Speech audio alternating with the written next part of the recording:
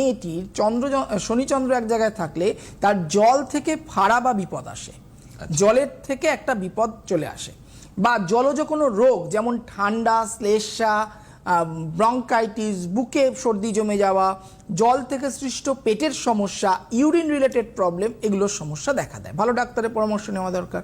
শনির সাথে কোনো কারণে যদি আমরা দেখি রাহু বা কেতু যুক্ত হয়ে গেল, তাহলে পিতৃদোষ সৃষ্টি হয়।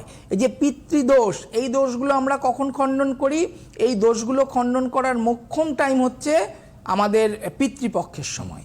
এবং এগুলোতে কি হয় যে আপনার পূর্বপুরুষ, পৈতৃক বাড়ির পূর্বপুরুষ কারণ মৃত্যুর পর তার আত্মার শান্তির জন্য যে ধরনের শ্রাদ্ধ শান্তি করা হয়, তার পরিপূর্ণতা লাভ না পাওয়ার জন্য পরের জেনারেশনের এই ধরনের দোষ তৈরি হয়।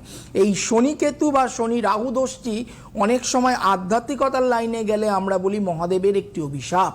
এটাকে প্রতিকার খণ্ডন করতে হয় পুজোর মাধ্যমে, এবং পাশাপাশি সেই জাতক বা জাতিকাকে জীবনের প্রত্যেকটা স্টেপে সতর্ক হয়ে চলতে হয়। যেমন আপনি কোনো চাকরির জন্য চেষ্টা করছেন, কোনো ব্যবসার জন্য, শনি রাহু শনিকে তো সবসময় পেছন দিকে টানবে।